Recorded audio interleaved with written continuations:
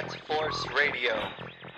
Bat Force Radio is rated M for mature, or should that be immature?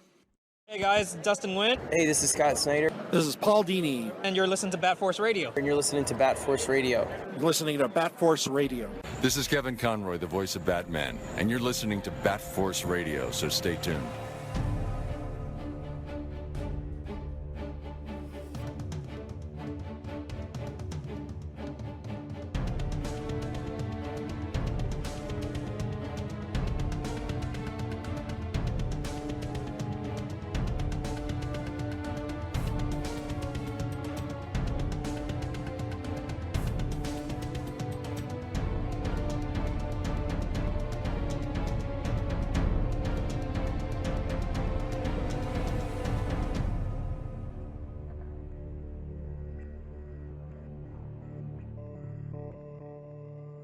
Welcome back to For the Horde. Today is a great episode because I was telling the guys earlier, this is exactly what I've been wanting to do with the show. Wasn't actually expecting it to be this dead on, but I've got Drew and Matt from a couple of projects that they work on together. Some metalheads will recognize them from Tombs. You guys also play in a couple other bands, right? Together. Yeah. I have a band called Hammer Fight that Matt has. Matt's not an official member, but he's played live with us before. He's written songs for us. He's one of the brothers of the band, and we're also in a band called Kalopsia together, which is Matt's baby. Yeah, dude, Kalopsia, heavy as fuck. Love it, dude. Awesome, cool. Thank you. And Drew also plays live bass in Ruinous, which is my band with Alex. Oh shit! Oh my god, yeah, I knew you were in Ruinous. I didn't know you guys all play. This is like super incestual metal in general. Oh yeah, no, that one room houses like 400 bands. Yeah, with like 8 different guys. Yeah, that's awesome. But most of the reason that I wanted to talk to you guys is some of the comic book stuff that you guys have been doing. Drew, starting with you. Well, I did a little research, as I was saying, and I kind of want to talk a little bit about the influences, because what's cool about this is a lot of people might not know about the comic book people might not be too informed on your music stuff, but I think everyone that's listening will relate to kind of where we get started. And I think for you, a big thing was a cartoon by the name of TMNT, Teenage Mutant Ninja Turtles, back in the day, right? Yep. Yeah, and so talk to me a little bit about what this kind of jump started for you. I mean, I guess probably anyone about my age was, if you weren't into the Ninja Turtles, then you probably didn't have a TV or something. But yeah, it started with, I'm trying to not ramble too much and get this out right. I guess my friend, I lived in Michigan at the time I was little, and my friend that I don't know, not that much longer. Somebody's phone ringing or something? Oh, sounds like it. Drew, can you hear us? What? Oh, I think is that your phone? Sorry, my mom was just trying to call me. I guess she screwed everything up. You hear me now? Yeah. Yeah. Nobody wants us to do this episode right now. God damn it. Now I can hear you guys, but the volume is lower. Okay, whatever. But yeah, so I was always I started drawing as soon as I got hold of pencil. And then, so I very easily gravitated toward comic books, because it's all cool drawings. And the Ninja Turtles one really stood out to me. My mom got me like a trade paperback when I was probably like 7 or 8 of like the first volume of the original Eastman and Laird comics. Yeah. And I just thought it was the coolest thing in the world. It was way more badass than the cartoon. And I, was attracted to that even when I was 7, because I just thought, anything, dark and violent was cool for me from as long as I can remember. And that's what that book was. And black and white art style, everything. I just loved it. And so that's what I tried to do with Fuzzy Stick. That's exactly why it looks the way it does, because I just wanted to do it like that. Yeah. It's crazy to think like you got started with the show. This is what the show looks like, and then you kind of went and go to the comics and look at the difference between like the show and the grit. Like this is gonna rope in any kid. And then you switch over to the comics, and this is just a totally different feel. So it's definitely going to throw a different kind of flavor and influence your way for sure. Matt, where did you get started as far as like comics and that kind of world? Well, so first thing I got to say is that somewhere in the landfills of New Jersey are terrible Bebop and Rocksteady sketches from like elementary school as well. I just thought, like the Technodrome was just super cool. I actually started drawing comics when I was in junior high. Actually wrote a comic that was, derivative and terrible and has been lost to the sands of time, thank goodness. But I've always been a comic fan. When I was in junior high at the peak of like my early comic collecting days, Spider-Man was my favorite. And then Eric Larson and Todd McFarlane left Marvel, and they were working on Amazing Spider-Man and Spider-Man respectively. And then they created Spawn and the Savage Dragon. And from that point, it was just like, it was on. As I got older, it was more into, Transmetropolitan, Preacher, a lot of the, weirder, darker stuff. And it just really never stopped. I was a Marvel guy, so, I got into the MCU, and I've always just been fascinated with what you can do with the medium, which is different than what you can do with like cinema or animation to a certain extent, because you don't have to, because you're only doing keyframes, you can have like really spectacular set pieces that are super detailed, and the style from one visual artist to the next can change the context of a character, even if it's by the same writer. And then with different writers, you can have completely different interpretations of the same sort of thing. So like, Gareth Ennis is a guy who has done a bunch of stuff that I think is just, bananas, whether, Preacher, Crossed, and then all the classic stuff. There's a couple Thanoses back there from, the Infinity Gauntlet saga, which came out when I was in junior high, and the idea of this guy sitting on a throne of skulls who snaps half the universe out of existence to impress a girl was kind of like, it was right up my alley in 7th grade. And I wasn't good at drawing. I didn't stick with it as much as I did with music and other stuff. But I've always also loved writing, and, it's just a really cool medium, and gives you an opportunity to do some really interesting stuff. And then, I've been, as you said in the intro, Drew and I are co-conspirators on so many things, and he's such a talented genius. We both have a shared love of the Simpsons, especially the early seasons, and so our senses of humor are extremely compatible. I always say that he brings out the worst in me. And so, Matt is one guy who I know will always get my jokes, no matter what. So it's good to have him around. He's not going to get offended. No, and he gets them. He gets every stupid little reference that I think is funny from something I heard 25 years ago. And oftentimes I'll forget what it came from, and it'll just be like, I don't know. I don't remember where that came from, but it's hilarious. And then we'll have a 20-minute conversation about a show that aired once in like 1987. Hell yeah, man. Dude, so how old were you about when you were getting into like the Garth Ennis stuff? Because that is some dark shit. That was so like end of high school, mid to end of high school, I had a friend who was a bad influence who got me into Johnny the Homicidal Maniac and some of the more black and white indie comic stuff. And then Preacher I got into, I want to say it was like early college, so it was like 17, 18. So not super young and impressionable. And by that time I was already listening to death metal and hardcore, and so and I saw RoboCop when I was 6. So my barometer for like what was appropriate was just completely broken from a very early age. So by the time RoboCop's been my favorite movie for 30 years. Sorry. How can it not Dude, be? I just want to throw in real quick, dude. The designs for Colossal Customs, the Omnicore logo, man. Just fucking. I saw this on your page, and I was like, I know exactly what this guy's all about. I love it. I'm into it. I'm all about it. Oh, thank you. Yeah, and side note, my name's Murphy, and I was born in Detroit. So RoboCop's always been very close to my heart. for more reasons than just being a rad movie. That's awesome. Yeah. Yeah, dude. So, man, I don't remember how old I was when I saw RoboCop. I know that. What year did that come out? Was it 88? 87 or 88, something like that.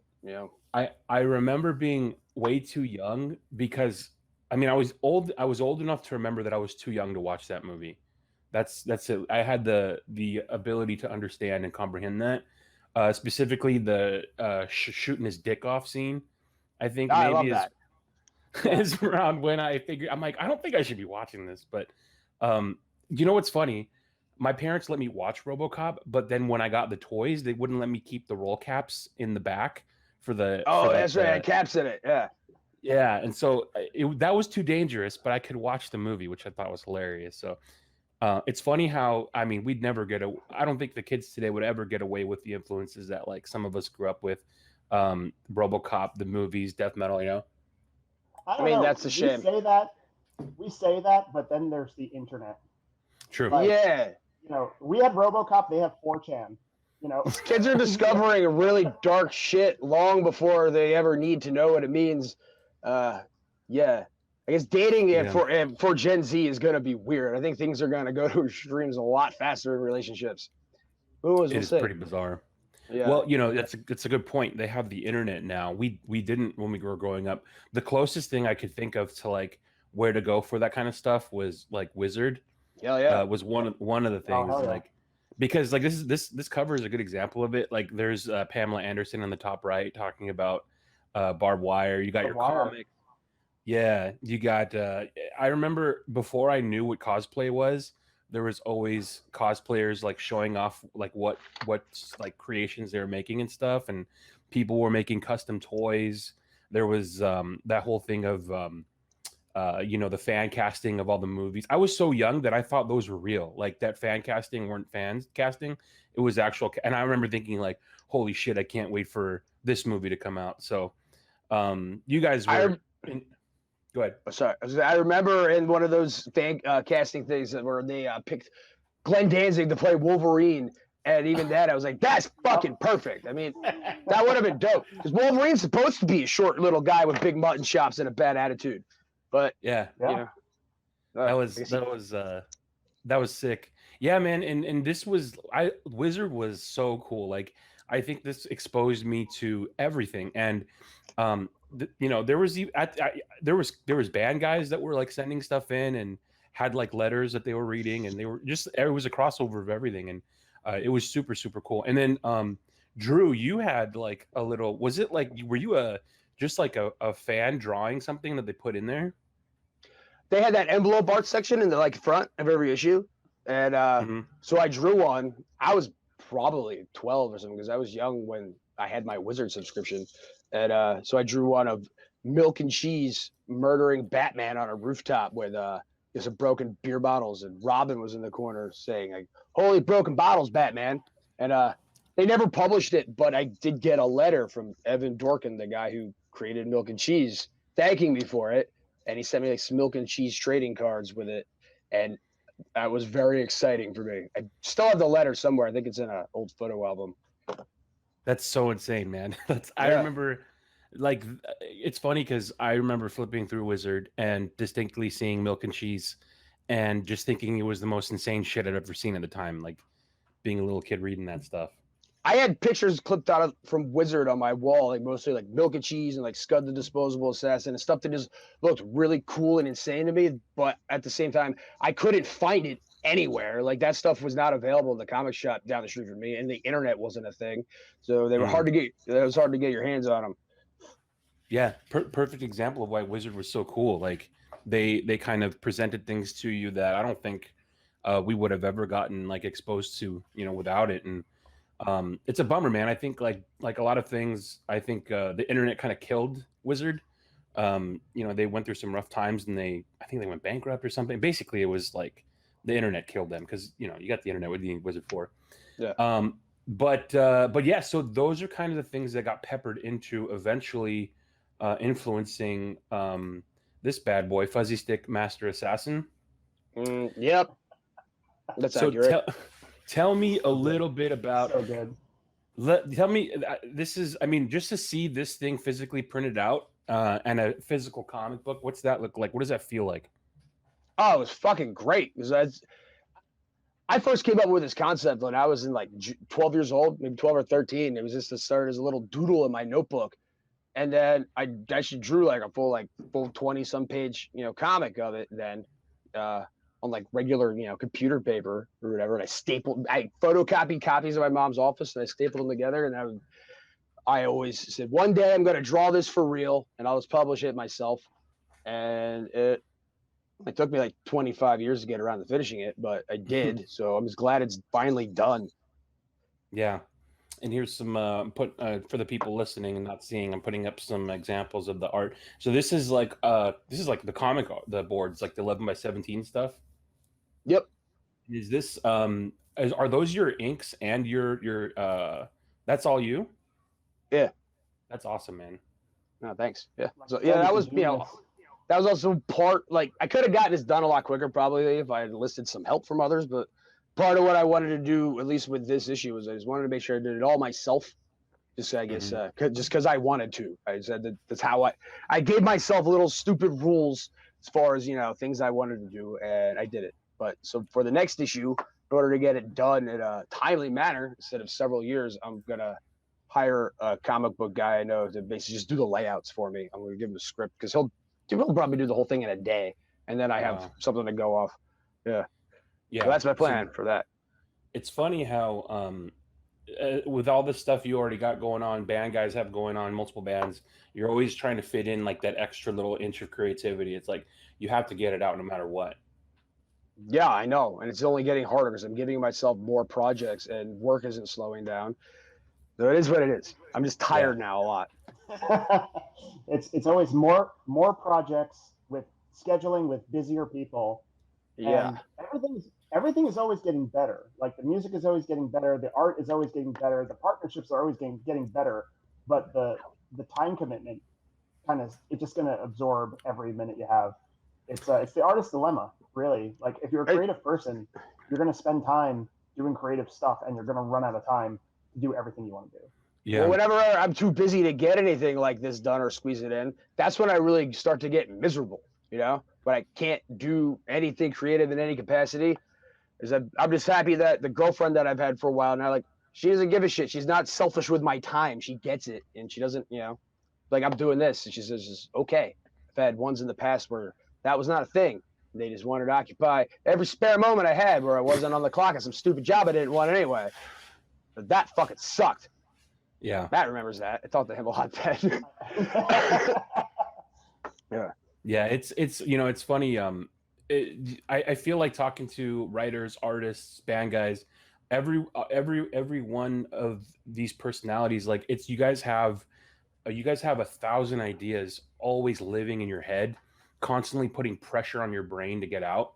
And if you're not getting it out, you're going crazy, And so, holy shit, I can only imagine what the last year and a half's been like for a lot of you dudes, like stuck at home. Your life is touring mostly, and that got taken away from you, and so you're forced to figure out like what to do with this creativity that's always stewing in your brain. So like what were you guys able to do like for the last year and a half to like not from going crazy, or did you go crazy? You go first, Matt. So we had the Tombs record release show for the Monarchy of Shadows EP on February 28th, 2020, which was a week before I started working from home, which was 2 weeks before everything went completely bananas. Wow. So we'd had a tour lined up with Aborted and Napalm Death. Dude. And that wound up, obviously getting canceled. We were going to finish working on the record that would become Under Sullen Skies, going into, coming back from tour and finishing that up. So we decided, okay, we'll put the pedal down on that. We'll get that out. So we actually had 2 records come out in 2020, one like a week before the pandemic started, and then one during the pandemic in November, at the end of last year. We shot a couple of videos, did a live stream on our Bandcamp page called Clandestine Ritual. We actually did that at the shop where Drew runs Colossal Customs, which was just an awesome experience. And then for me, creative wise, really very little. It was a year of kind of like holding down the fort, getting stuff out with Tombs, dealing with, unfortunately, a lot of hardship with the pandemic, working a lot. And now, you talk about like having those things live in your brain, and it's kind of like a pressure release valve. If you don't get them out, they just kind of squish your brain.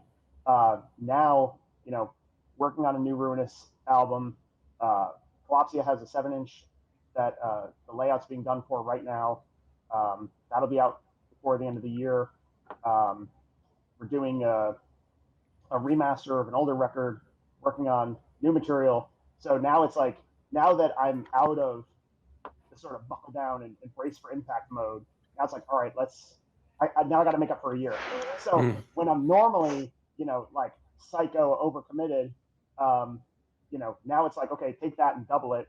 And then, started working with Drew on some of these other Uncle Zippo's projects. And so now it's just all right, let's figure out how to maximize the time, do everything we got to do, and make stuff happen.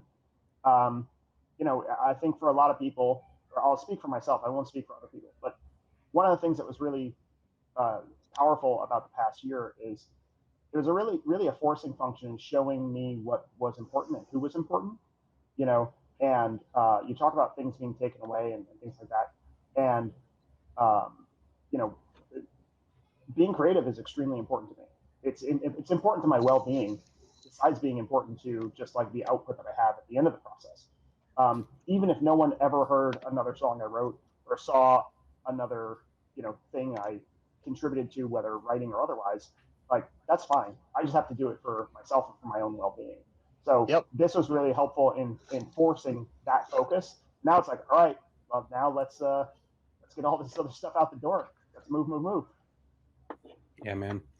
Yeah, and it's you were saying you have you're working on a 7-inch. Is that for what project is that for that's coming out?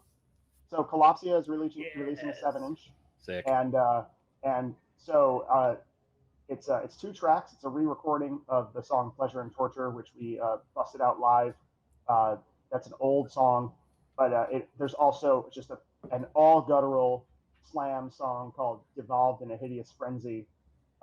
We just got art back from Carl Dahmer for the 7-inch cover, and it looks awesome. K-Bound Media is going to be putting it out, which is Justin from Tombs' imprint, kind of like the family shop for all the music. And that's just kind of to get back into the collective consciousness and start gearing up for new releases. I've got a ton of new material. I got to schedule a call with Drew. We got to talk about some stuff and figure out what's next. Fuck yeah, man. I like that phrase you used. Injecting yourself back into the collective consciousness. Yeah, Fuck Matt's good at words. Which is, I think, why you've worked with him as a partial writing partner, yeah? Well, even when I came up with the idea, like for Mr. Benton, which is what Matt is like my direct like partner with. Hell yeah.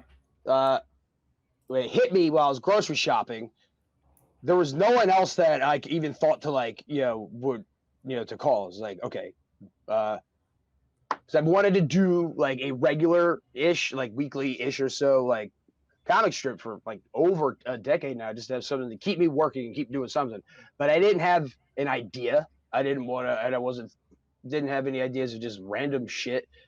And when this hit me, I called Matt, and I knew that he would be, all about it. And like the next day, I had 10 scripts from the guy. Oh shit.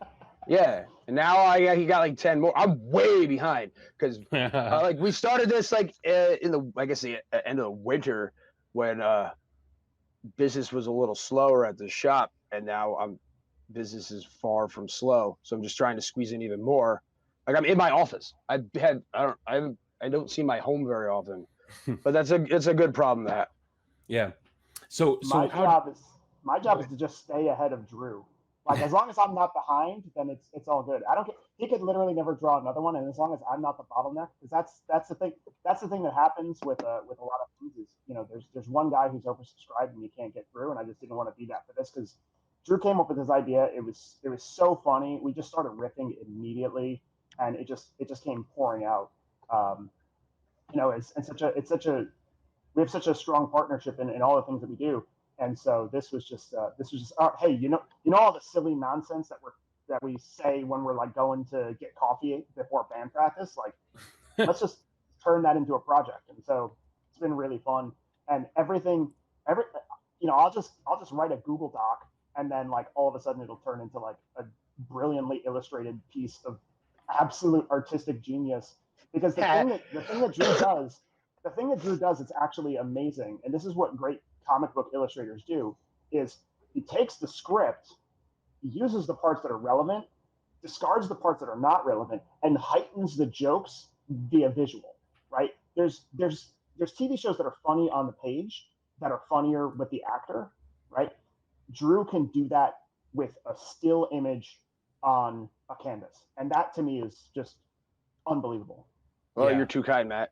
I know I know that when I'm drawing it, if I laugh out loud, you know, once I have like the idea of the panel, then I know that it's good.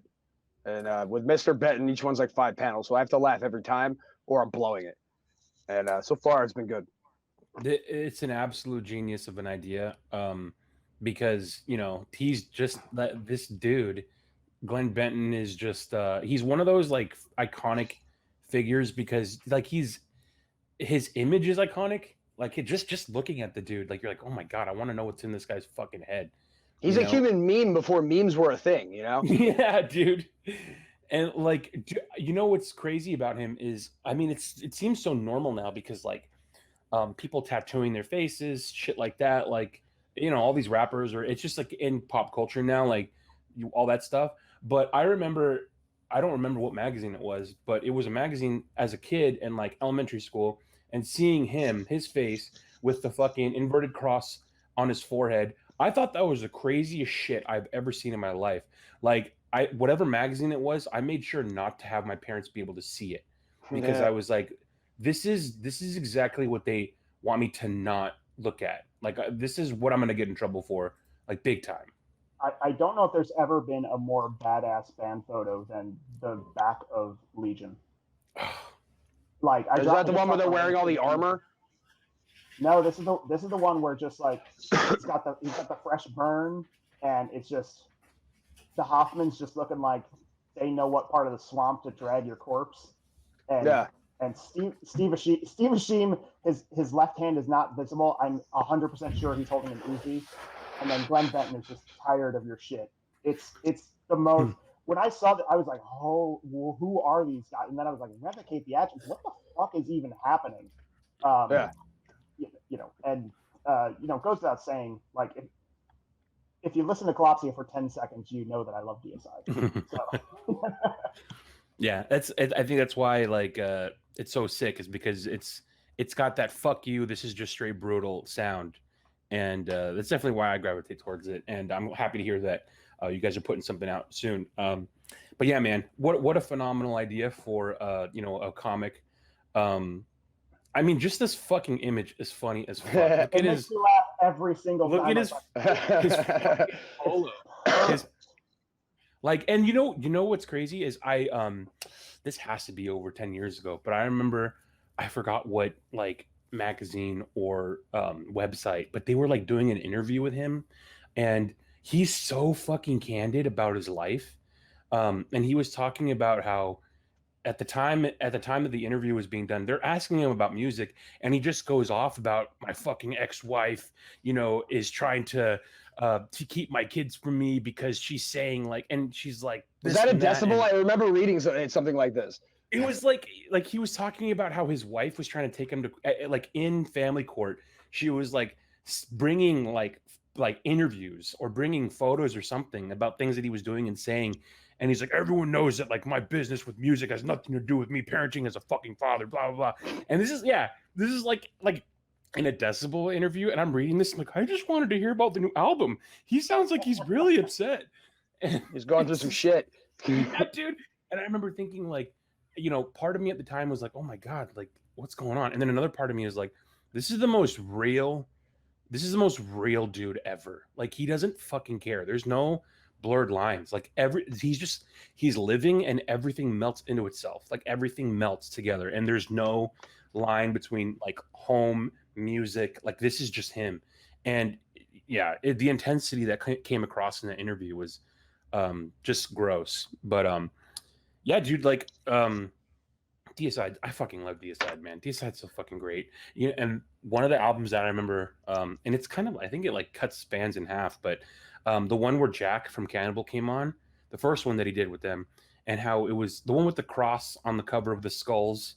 I forget the name of the title of the album, but it was like, it was so fucking heavy, but the leads on it were like they were so melodic sometimes. Are you thinking about the Stench of Redemption? Yes. That wasn't Jack Owen. That was the dude from. Was it Jack came in after? Yes, that's it. And that album's fucking awesome. Remember when that came out? I was working at a tattoo shop, and that song was all Homage for Satan was all over the Sirius radio we had there at the time, and I thought it was awesome because it was cool to see the band grow. They were still just as brutal, you know, but then they added an extra flair of musicianship. To hear any amount of like melody or harmony in a Deicide song, it was a pleasant surprise because it was executed perfectly. Yeah. So now I'm gonna earn my metal elitist street cred here and say that now he's gonna be contrarian about this whole thing because they don't make the same album again. Then it's not cool. But all right, go ahead, Matt. The big thing was Glenn Benton's vocal experience in Vital Remains. Like, Dave Suzuki was an absolute taskmaster about that, because on the two albums closing out the Roadrunner contract, Deicide was kind of like they were kind of faltering. You could see the fractures in the lineup and in the passion of the band. And he was very vocal in interviews about how he just wanted to fulfill his contract and get off Roadrunner.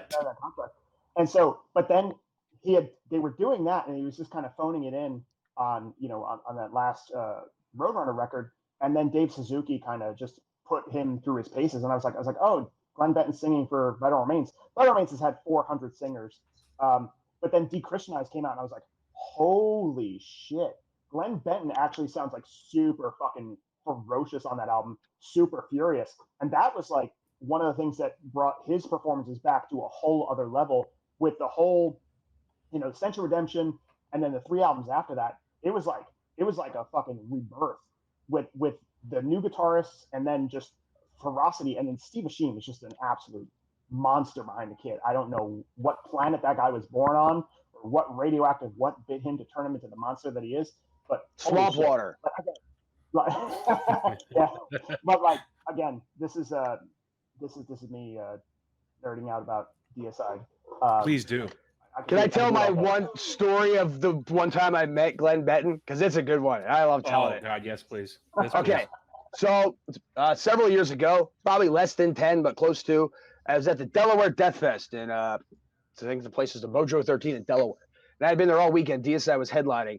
And me and Ninja, who is Justin, the drummer from Tombs, Kalopsia, and Hammer Fight, we both took acid and were very, very drunk. And I was kind of heckling Glenn from the stage, and he yelled at me and called me Duck Dynasty. And I found the whole set on YouTube recently. It was great because I got to see that the interaction was way longer than I remembered. But after the show, me and Ninja were outside.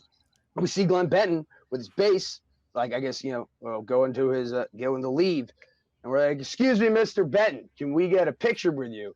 And he's like, "Yeah, sure. Hold on, just give me 1 second." Picks up his bass, gets in a minivan all by himself, and drives away. And it was so disrespectful that we just thought it was the funniest fucking thing ever, and that was better than getting a picture. That's fucking great. So that shows me that this guy's got a sense of humor. So in the inevitable day when he finds out about this comic strip, I'm hoping he takes it the right way and isn't like all butthurt about it, because he shouldn't be. He should be. This is done. This is totally a effort of endearment on Mr. Benton's part. I was going to ask if you guys know if he's heard about it or not. I know his son has. A friend of mine, apparently, you know him too, man. I just saw it. I don't know if I say it. I sent you the screenshot.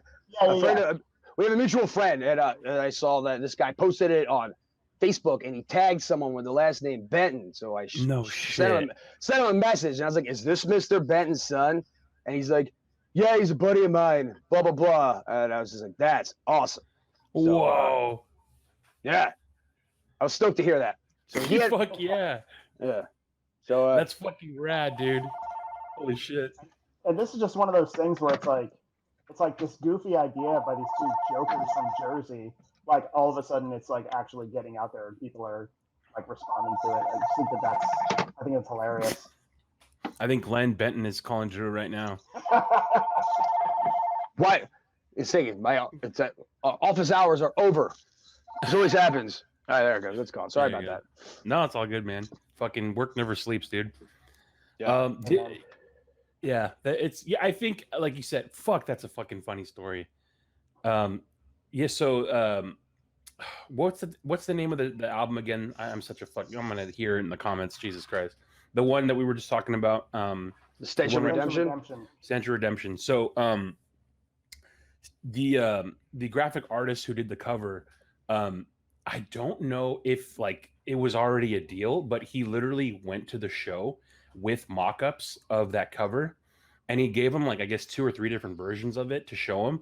And after the show, like he showed him, and it was just I think one version was just the cross, and then so he shows him the version, and then Glenn's like, he's like, "Hey man, like I have some ideas for your new album cover. Like, what do you think?" And Glenn's like, "Yeah, can you put fucking skulls on it?" And he goes, "Yeah, I can put skulls on it. Yeah, if I can get skulls, I want skulls." And so he just added skulls to like the bottom of it, and that's why there's skulls on it, because Glenn Benton was like, "If I can get skulls, I want skulls." Well, what Mr. Benton wants, Mr. Benton gets. Otherwise, he'll get grumpy. Exactly. I want to crack into another area that I mean, you know, you guys can go off as much as you want, but I don't want to spoil anything. All right, so we don't have to talk about.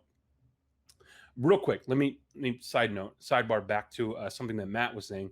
You were saying that something that Drew is really good at is punching up a joke or punching up story through the image and the way like an actor might be able to do that on a show. A great example of that on Fuzzy Stick is near the end when there's just that that like, you know, when he's reliving that flashback, and it's 90% just images of him having that drunken like night in Vegas. You actually read the book. Cool. Dude, I'm like a real like member of the media, dude. Anyways, I have to do my research. See, what? All right, later. Sorry about that. No, it's all good. I hate when people like, you know, the thing is like I don't do this because it's my job. I do this because I like it. So I spent probably, don't tell my boss, I spent way more time today getting ready for this than I did working my actual job that pays me to work.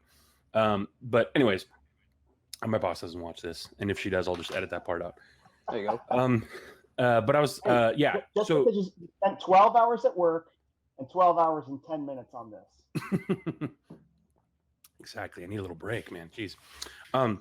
Yeah, that montage at the end that you did with those images in the flashback, that's a perfect example of what Matt was talking about, of like punching up the humor of the book just through images. The glory hole, you know, the strip club. Like, I remember like looking at it, and just that strip club scene is so fucking funny to me. Like the stripper on all fours that you very, very beautifully did, by the way. But it's just like, Jesus fucking Christ, it was funny. So anyways, go ahead. Oh, no, that panel specifically is an example of like that was one of the later things I did once I got my like digital drawing tablet and fell in love with it. Oh, yeah. And I finished that panel and I like looked at it. I was like, I spent way too much time putting all this detail in this tiny little square that's going to be about 3 inches wide on a page. Maybe I should try to fucking keep myself in check with that, because it was fun, but you know, I don't need to spend so much time on details that literally can't print at that size. But so maybe I'll do some big like screen prints of some of those panels to take advantage of all the shit I did.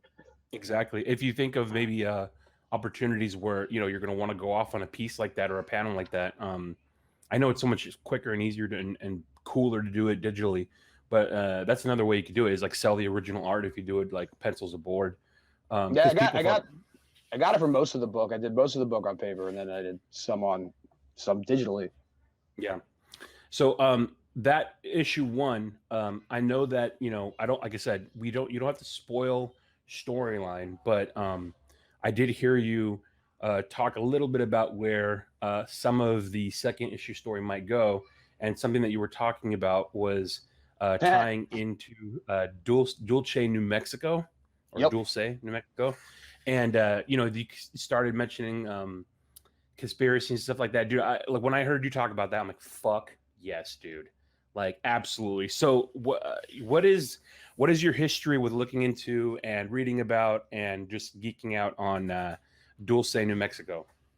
All right. Well, for those who don't know, Dulce, New Mexico is the home of a deep underground military base that is populated by human military faculty and extraterrestrials working together, or maybe not so peacefully together. Yeah, and from there's all kinds of human hybrid monsters and horrible things going on there.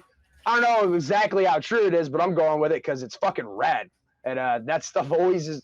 Ever since I was like got the comic books and metal as a little kid, like aliens and all that weird shit just fascinated me. And when I hear the stuff that is like way extreme on it, I dig in.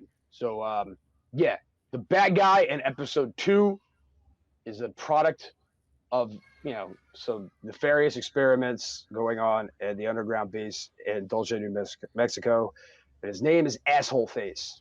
You can see him in the back cover of the first issue. There's the cover of the issue 2. There's a little teaser. And also I made sure to publish that in there to force myself to actually get the next issue done. Is Asshole Face a human alien hybrid? I haven't decided yet. Okay, cool. Figure it out. He's a human asshole hybrid. Not too far off. Shout out to Colm Keller and George Knapp. I just finished Hunt for Skinwalker this past weekend, and they mention Dulce a couple of times because they relate it to similarities with Skinwalker Ranch. But have you ever listened to like any of the John Lear stuff that he talks about? Which guy's that? John Lear he's the dude that was friends with Bob Lazar, who yeah, I'm certain I have. I can't remember. I don't always remember everyone's name, but I feel like I've heard or watched everything available and all this stuff. Yeah. So he's if you've watched YouTube videos of him, he's the guy that talks like this, and he's got a voice like this, and he's really old, and his dad designed the Learjet and was an engineer, and he flew airplanes for the CIA. So that's him, and he's crazy. He's fucking crazy, and he's one of those dudes that, like, the types where it's fun to read about conspiracies because it's fun because they're fucking crazy. But he's the dude that believes like every conspiracy that he reads. And yeah, that's a problem. Some people, not everything can't be real. Right. I mean, some of it's got to be real, but everything can't be. That would be terrible because there's a lot of crazy shit that these people talk about. Yeah. So his big thing is like he basically, if it's a conspiracy, he believes it. And what's so crazy and interesting though is like, I don't know if you watched the Bob Lazar interview or the Bob Lazar documentary on Netflix, or if you saw like him talking about what's his experience working on back engineering alien craft at Area 51. But John Lear was like one of his friends at the time, and John Lear claims that Bob Lazar told him that when he was being briefed on his stuff at Area 51, that one of the things he read about was the Dulce like incident where an alien was trying to give a lecture to 40-something scientists, and that a military police officer walked into the room at the base, and I guess the agreement with those aliens was that there at no point are you allowed to bring in a weapon like near the aliens because they just immediately see it as a threat. So I guess like a military police officer walks into the room where the alien is giving a briefing or a lecture to all 40-something scientists, and because the guy had a gun, that the alien immediately just like killed that military police officer and all the scientists in the room. And so he believes that, and he claims that Bob Lazar told him about that, and that he believes that was in Dulce, New Mexico. But when I heard you talking about like using that as kind of like an influence on the next issue, I was like, fuck yeah, dude. There's so much crazy shit involved with that. Like, it's right up my alley. But yeah, dude, it's gotten really crazy over the last year and a half with all the crazy conspiracy stuff, and especially the aliens and UFO stuff. It's been wild to see coming out in the media. Yeah, like other kind of like, it's kind of disclosure, but not really. They're like, yeah, they're real, but whatever. And that's about it. Yeah. It's like, all right, cool. What? Thanks for the info. We declassify these papers that say, oh yeah, we saw something. I mean, I don't know. It's not human, but we don't know what it is. Yeah. Could be China, could be Russia. I don't know. Could be men with assholes for a face. You never know. I think you cracked it, man. I think that's it right there. Yeah, dude. It's wild, man. It's a wild time right now. And it's like, because the last year and a half has been the way it was, I started reading a lot, and I just like, I dove headfirst into the UFO alien thing. And it's wild that there's a lot of truth to certain things, but there's a lot of crazy shit that people believe about all that stuff. And the internet has just no way of stopping people from like finding each other and talking about it and geeking out over it. Yeah. And I know you were like, I heard you talking about the QAnon stuff, but isn't it funny how to me, the QAnon thing is so obviously a already pre-existing conspiracy that has more to do with reptilian aliens. And they just like, whoever started QAnon decided to repackage it and rebrand it with like that kid from 8chan. I'm pretty sure that's who Q is. I watched all the documentaries. Oh, I watched the documentary. HBO? Oh, the HBO documentary. There's an HBO documentary. There was a really good podcast about it on Reply All, where they tell it was, and basically, this kid basically admitted it. It's like this, kid who was running 8chan. I mean, I call him a kid. He's probably like my age, but he looks young. Yeah. I mean, when I first discovered QAnon, I was like, "Oh, this is fucking awesome. There's fucking conspiracy porn." And but from right from the get-go, I was like, everything in here is highly dubious, and I didn't buy it at all. Because like, you're gonna tell me that Donald Trump spent 50 years being a fucking asshole in the public eye just so that one day he could become president and take down the pedophile rings? Like, no, come on, you suck a dick. Like, sorry if I'm using canceled words, but I just get yeah, he did. Like, there's like, come on. Really? Like that's a little much, guys. Let's you pick a different guy that's a little more believable that's doing this. So I dropped a link in the chat here for a book I was reading over the pandemic called The Spy and the Traitor, the greatest espionage story of the Cold War. And it was about a Russian KGB agent who was stationed in Western Europe, who ultimately defected and was providing material support to the Western governments during the Cold War, and he was outed by a U.S.-based CIA agent who became an asset for the KGB.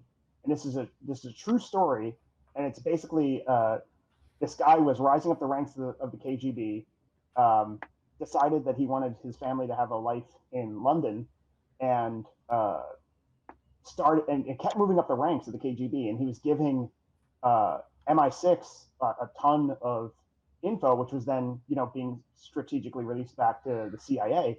But then there was a CIA guy who was chasing a KGB mole, and he literally just tripped over this guy, and so he got called back to Russia.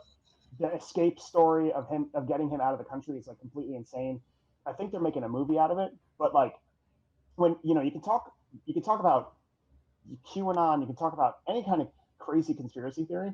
Like, so much stuff that has happened that is like demonstrably provable, right? It's already so insane that like, my problem with a lot of the conspiracy stuff is like they overreach, right? It's like oh, it's reptilian aliens. It's like no, it's some guys in a room with money who want it to happen and make that thing happen. Mm-hmm. You know, it's crazy. But the book was super interesting because it talked about like how they communicated in a pre-internet era. Like, oh, if you want to set up a meeting, leave a chewed piece of gum on this parking meter, by Tuesday at 7:00, and then someone walks by at 8:00, and if they see a piece of gum, then they go like leave a matchbook at some like hotel bar. It's like complete insanity, and that's not even like outrageous conspiracy theory. That's just like actual shit that actually happened. Yeah, super highly recommended. I forgot where I was reading it, but oh yeah, it was about Castro during the Cold War, and they were trying to figure out ways of getting rid of Castro, and like everything was on the table, like nothing was too crazy of an idea. So one thing that the CIA was actually investigating is how to like give him estrogen to make him grow breasts so that he would not look as masculine to his own followers, to demoralize him in the public's eye. Like that shit, like just an example of like insanity. Like they were literally researching how they could possibly do it, either that or training his concubine at the time to like assassinate him in the middle of sex. And it's just like, this is like, there's leaked documents, like you're saying, like this stuff is actually they put taxpayer money into researching this stuff. It's like, so they got guys at the CIA that are like on the same level as me and Matt, because those are ideas we would have pitched. Except you're making comics about them, and they're actually trying to kill people with those ideas. It's every time Drew and I are in a vehicle for an extended period of time, we start talking about a conspiracy theory, but then we disprove it with a more preposterous conspiracy theory, and it just becomes a completely insane game. It really bums out everybody who's with us, but it's fun for us. Yeah, dude, it's lots of fun. Yeah, I've gotten to the point now where like I've because of COVID, I was reading so much. None of my friends want to talk to me anymore. None of my family want to talk to me anymore, because everything comes back to, dude, we're living in a physical plane of multiple dimensions. We only exist in the physical plane to be able to reach higher planes of and it's just like, God, come on, dude. Like, we're over this now. But it's just so funny, like all the shit that's out there and all the funny conspiracy theories. And it's just like nothing. It just makes everything else, like you just think about it, all the trivialities of the day, like it means nothing, like in the grand scheme of things. And that's kind of like why I like geeking out about that stuff, is because it's all big picture stuff. Well, it's why it's so attractive, right? Because the whole thing that draws people into that world and that way of thinking is it puts order on top of the chaos and randomness of the world, right? Like, well, it was 98 degrees yesterday and it's 75 degrees today, right? Well, it must have been HARP. Yeah, if robots can't just be fucking hot out.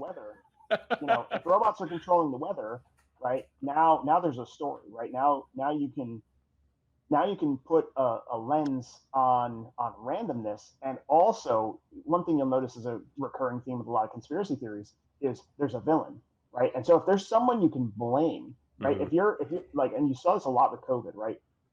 If people are afraid, like anger is much more controllable than fear. And so most people would rather be angry than afraid, because then they feel like they're empowered. And so if you give them an enemy and a story as to why that person's the enemy, then all of a sudden they stop being afraid, they stay angry, and now they have a place to direct all that emotional energy. And that's what you see with a lot of like, the anti-vax stuff and all these kind of conversations, because it's it puts a human face on something, and it's a face you can punch. And now you've got a target, and now you can go after it. Well, at least, man, yeah, it's. I think people want to be able to understand the bad parts of life in the world and understand, and like you say, blame something because it's shitty. For example, when I remember seeing the announcement to this tour, I was so fucking pumped because holy shit, look at that fucking lineup.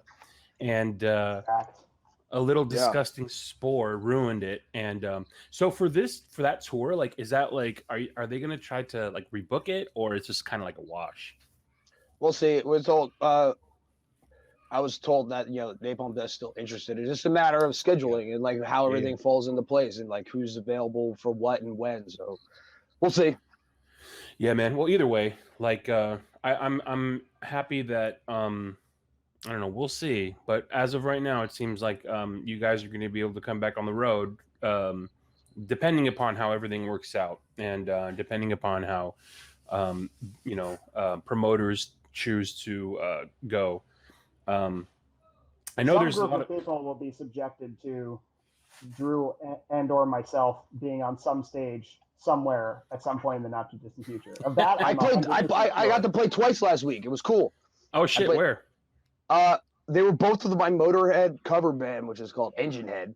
And one we did an open mic as like a warm-up show at this bar in Highlands, New Jersey called the Chubby Pickle last Tuesday. And then we played at a cannabis convention in Atlantic City this past weekend. Yeah, that was pretty cool. And, yeah, man. Are you guys both from Jersey or the surrounding area? You said you were born in Michigan. Yeah, I've been in Jersey since I was like 9, though. So okay, yeah, I'm from New Jersey. All my formative years were in New Jersey. Yeah, I'm a Jersey guy who's now living in New York City, so still effectively, in Jersey. And I spend a lot of time in Jersey. My brothers are there, my friends are there, my bands are there. Yeah, Matt is a product of one of like the grimiest, shittiest towns in this entire state, and he's proud of it too. Should be. Hey man, in New Jersey, they filmed The Sopranos there, and it's also the nexus point of a lot of good North Jersey metal. Evoken is from there. Dripping is from there. Kalopsia is from there. Gutter Christ Productions is from there. So all the New Jersey and New York Death Fests have some history there. Necroharmonic Productions, which put out like the Dr. Shrinker reissues and a bunch of obscure death metal releases, also from Carney. It's like Disma. There's like 15 guys from one town that are responsible for like thousands of hours of terrible music. And it was a good area to go to play and go watch lots of good shows for a while. I guess it's been a while since that's been the case, but that could come back. Who knows? Hell yeah, man. Yeah. Well, dudes, I want to be respectful of your time. This was a fucking blast, man. Once things start kicking up again, and maybe like once you guys are able to, once more releases come out, once more touring happens, I'd love to have you dudes back on to talk about that stuff, talk about the comic stuff, talk more conspiracy stuff, whatever you guys want to do. Absolutely. It sounds like we share a lot of common interests. So yeah, it tends to happen. Like, I think when you are subjected to the same media as a child, I mean, like Ninja Turtles, RoboCop, all that shit, death metal at a very young, impressionable age, like you end up liking a lot of the same things. So. Yeah, for sure. Yeah. I'm sorry. I was gonna go on a fucking another tangent. Go. Did the movie Communion scare the shit out of you when you were a kid? Communion. It's one where Christopher Walken. He plays the guy from the Gulf Breeze, Florida, alien abduction shit. They're coming to me at night. They're coming in there. So I actually.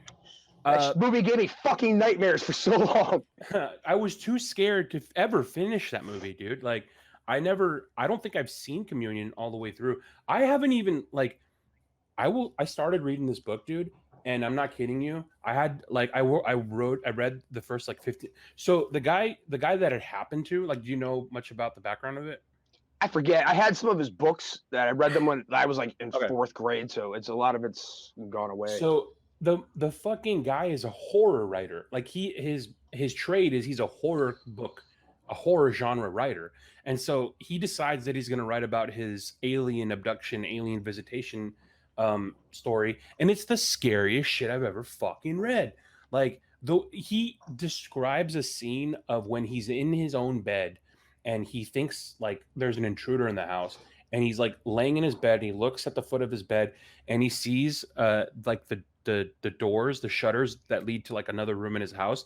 He sees a fucking little person like looking in from like the shutter, like behind the door, and the way he's too good of a writer. Like I wish that's the image that I saw every night when I got in that bed, and that's what was peeking out from behind the fucking mirror in my dresser, and I had to get up and run away. Yeah, dude. Yeah, that's what I said. Yeah, I wish he wasn't a horror writer, because he's too good at writing the scary shit, and it's just too scary, dude. Like the thing is he interweaves like the metaphysical with reality, and so he knows how to get into your head with shit that really scares you. So it's just that's too scary. You know what I mean? Like, he could do that probably with any story that's not aliens, and I'd still be scared. So I can't read the story at night, man. I'm a fucking pussy. I'll be honest about it. Like, I'm not gonna pretend. That means that the guy's done his job, right? Oh yeah. There's movies I saw as an adult that I was like, that movie did its job, and I will never watch it again. Right? Like, just, you can't, like. I watched actually my roommate at the time for Christmas gave me the DVD of the movie Martyrs, and he goes, "Don't read the back of the box." Mm-hmm. He goes, "Just watch it. Don't look it up. Don't, because he knows I geek out about this stuff. He goes, just watch it. Don't look anything up." And so a buddy of mine came over, and I was like, "I don't know anything about this movie." Roommate says it's awesome. I'm gonna watch it. You want to watch it? He's like, "Yeah." Comes over. I put this movie on. And literally an hour and a half later, the credits are rolling. We haven't spoken since the movie started. And he goes, "Well, thanks for that." He leaves. And I just sat there like gobsmacked for the next like 20 minutes, because it was just like it was a movie that was like it was so insane and demented in its delivery. And it's one of those things where if you have a master craftsperson in whether it's a script writer or a cinematographer, sound design, whatever, right? You could just take that and you could just bring it to such a high level. And that movie was so viscerally unsettling on multiple levels. If you watch like Videodrome, or I watched, I had a friend we were doing like Zoom movie nights at the beginning of the pandemic. They're like, "Oh, we should watch The Thing," and I was like, "We're not watching The Thing during the fucking pandemic lockdown." it's like, oh, like which person in this room is going to kill you, right? You watch that, and like the body horror elements of that movie. I mean, that movie's as old as I am, but it's still like it stands up. It's just so it's so dystopian and so bleak, and so powerful that I don't fault anybody for saying, "Hey, I watched this scary thing or I read this scary thing and I can't do it before bed because it'll unsettle me." It's like, dude, that means that you're dealing with a master at work. I don't want to watch a horror movie right before bed and then have sweet dreams. That's like not what I signed up for. Like, that's what comedies are for, I gotta look for. You're mentioning that right now, and I gotta look. I'm trying to find if I have it here. Oh god, here it is. Okay. So, have you guys ever read any of Joe Hill's stuff? Yeah. Stephen King's son. Have you read this one? No. So I don't know. I can't remember if it's his first. It might be his first. Is it his first novel? It might be his first novel, or at least it was close to. But funny thing, I think he might have used Glenn Benton as the inspiration for the main character of this book, because the main character is, let me read the back of it real quick. Aging death metal rock legend Judas Coyne is a collector of the macabre, a cookbook for cannibals, a used hangman's noose, a snuff film, but nothing he possesses is as unique or as dreadful as his latest purchase off the internet, a one-of-a-kind curiosity that arrives at his door in a black heart-shaped box, a musty dead man's suit still inhabited by the spirit of its late owner.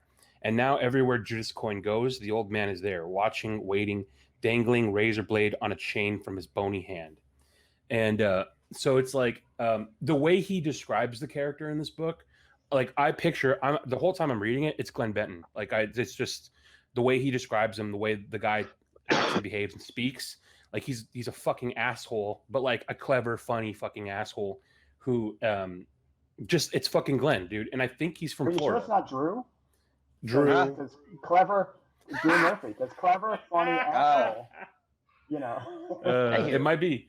But the only thing is, like, obviously Joe Hill's not a metalhead, so there's the way he describes death metal is a little off sometimes, and I mean, you got to give him a pass. You know what I mean? Like the way the timing of this is like, this guy supposedly like came up in the 70s, but you know, like, so I'm almost like, okay, was he in Judas Priest, or was he in an 80s or 90s, like was he in a 90s death metal band? So it's like that's not what you want to get hung up on, but the way he like describes how scared, like I couldn't finish this during the night. I had to read this during the day because it's so fucking scary the way he writes it. But The Simpsons did refer to Judas Priest as a death metal band. so yeah, that's a great. This is. I wanted to kinda write a letter and just kind of point out, like, no, listen, guys, how did this get past, you know, your guys, all editors or whatever? Like, nice try, but exactly. So I think that's what he does is he talks about how, or he describes how the Judas meets a girl backstage when they were on tour with Judas Priest, and I'm like trying to do the math. I'm like, okay, is this like Judas Priest, like what decade, you know? And then he talks about, he's like, he gives the international death metal sign. I'm like, oh dude, no. But anyways, you put that aside, and it's actually interesting because, like, you just picture Glenn Benton as a dude who purchased a dead man's suit and is now being haunted by that dead man. I want to see Glenn Benton in a suit. I feel like he's never worn anything but a leather vest or, like, you know, or some type of large shin pads, you know? They tried to make me wear one when I was going to family court. Fuck that. Yeah. I spray painted I got some hockey pads and spray painted them black. I thought that was good enough. Fuck, man. All right, guys. Hey, man, I really appreciate it. This was a blast, guys. Again, like, you know, when you guys have some more stuff to talk about, more comics, more records, and all that good stuff, I'd love to have you back. Oh, I'll be in the loop with you. We'll stay in touch. Totally. Thanks for having us on. Anyone listening, watching, go to UncleZippo.com. You can get as much stupid crap from us as you want. Hell yeah. And then also check out, what was the name of the last Tombs album? It came out, was it during the pandemic? Under Stolen Skies came out in November 2020. So you put out records when you can't tour. We put out 2 albums last year, and it feels like, you know, we didn't, because they just, you know. Yeah, but can't play shows. Fucking bangers, though, that being said. So go check those out. And yeah, guys, I really appreciate it. Let's chat again soon, yeah? Sounds good, man. All right, dudes. Have a good one. All right, thanks, you too, bud.